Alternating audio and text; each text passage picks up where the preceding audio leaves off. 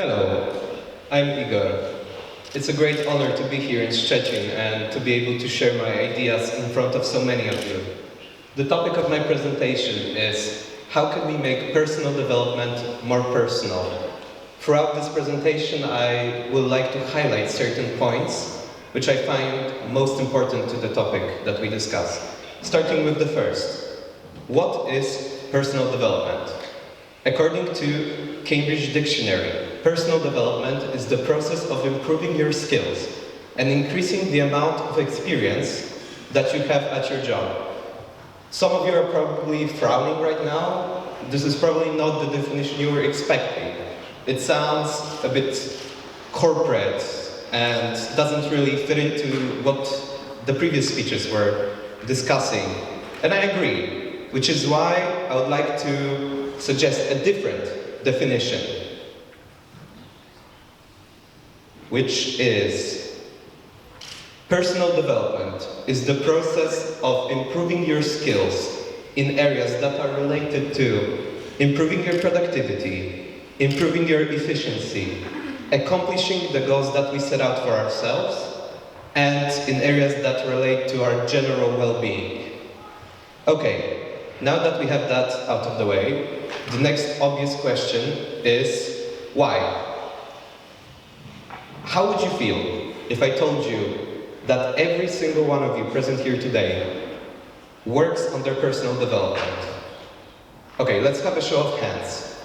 Who came here today using public transportation? I see a lot of hands, thank you. Now, an argument could be made that by simply using public transportation, you are working on your time management skills.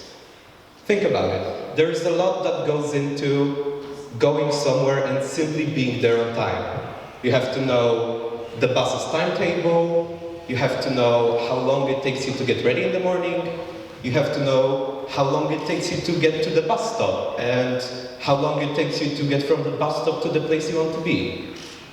Let's have an example. Let's say that one day you miss the bus by a few minutes, and as a result of that, you'll not make it to school on time, let's say. And after that, we may think, I was late, so maybe I should wake up a few minutes earlier. And maybe I should give myself a few extra minutes to walk to the bus stop, or from the bus stop to our school. And by having that thought process, we subconsciously work on our time management skills. Now, raise your hand if you have ever thought about it in such a way. I see some hands, certainly less than before. This demonstration helps me move on to the next point, which is why should we even bother with personal development? Well, if we want to be the best versions of ourselves that we can possibly be, which I think is a sentiment that most of us here share, combating your weaknesses and working on your skills is the best way to do it. And personal development is simply what allows us to do it. It's simply the process, which is why I believe that it is so important. Okay, we have the first part of the topic analyzed. Now we can move on to the second. And I can almost hear you asking, what do you mean by make it more personal? To answer that, I believe it's best that I give you an example. So, when I started high school, I realized that I have somewhat of a problem with my time management skills. I just simply couldn't find the time to do everything I wanted or I needed to do in a day. And as I'm sure most of you will be able to understand, in high school, time is everything. You need it in order to study, to get good grades, and you want more of it in order to be able to spend time with your friends or simply rest. Okay, so one day I just thought to myself, right, it's high time I started working on my time management skills. Okay, so what now? Well, obviously, I did the thing that probably most of us would have done in this situation. I went to the internet. I looked for solutions, for tips that people were sharing. I found some were good and helped me, in the beginning especially, but most of them just didn't cut it for me. And another thing I forgot to mention before is that I live in a small city just outside of Toruń, which, if you find yourself in a similar situation to mine, you'll be able to understand. This means spending a lot of your time on the bus, going to school and coming back home. Okay, so there was this one day where I was waiting for my bus. It was delayed and also it was raining. So I decided to go to a coffee shop to wait there and not be in the rain. So I sat down there and I thought to myself, if I'm here already, I might as well start doing my homework.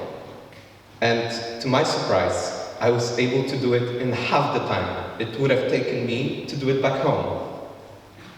What I'm trying to get at here is that by simply looking within, seeing what my needs were, I was able to understand that the hours I was spending on the bus were actually the hours that I was most productive in. And from that, I was able to modify my schedule so that I always work in the most efficient hours I can. What I'm saying is, for me, in personal development, it's important to look within. Try to find solutions that work for you and adapt your life to fit your own needs. Okay, before I move on to the next example, just out of curiosity, I wanted to ask you something. Raise your hand if you know what this is. Thank you. Now, raise your hand if you have ever used one. Okay, some people have, thank you. Right, so this is a typewriter. Actually, this is my typewriter. I own it, I use it, and the entirety of the script that I'm presenting right now was written on one of these. This is a Olympia Monica typewriter from the 1970s.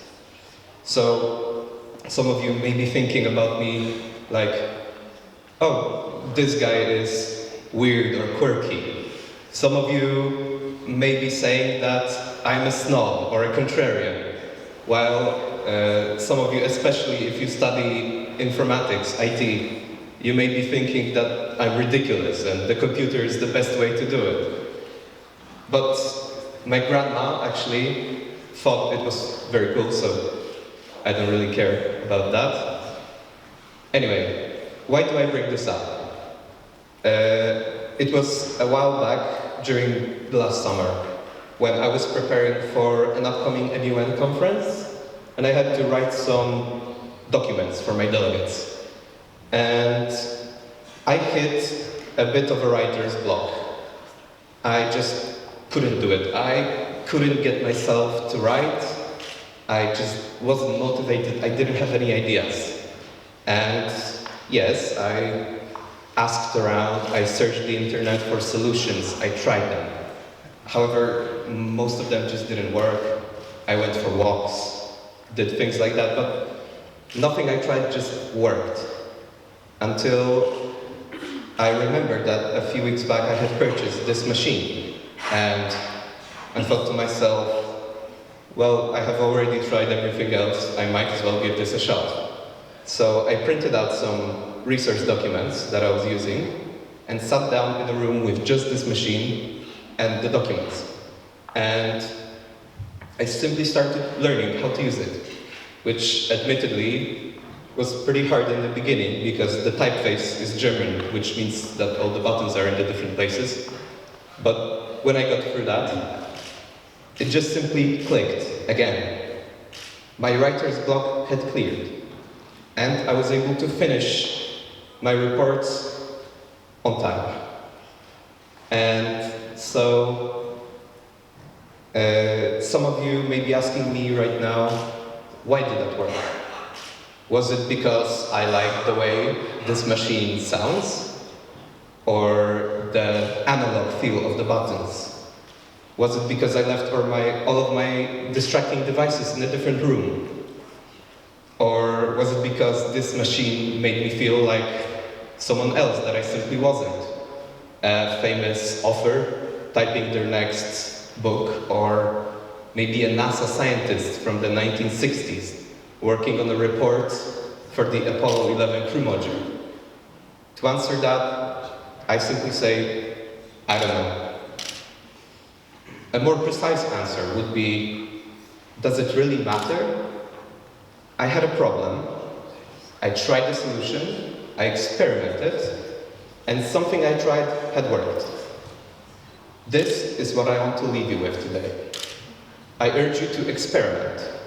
Trial and error is, in my opinion, one of the best ways to find out what works for you and what doesn't. I urge you not to be discouraged by failure. Failure is simply another great opportunity to learn what your needs are. Don't be discouraged by others. The fact that someone doesn't understand a solution that you came up with shouldn't get in the way of your improvements. Now, if you would allow me to humor you for a second, there is something that I always wanted to say, which is thank you for coming to my TED Talk.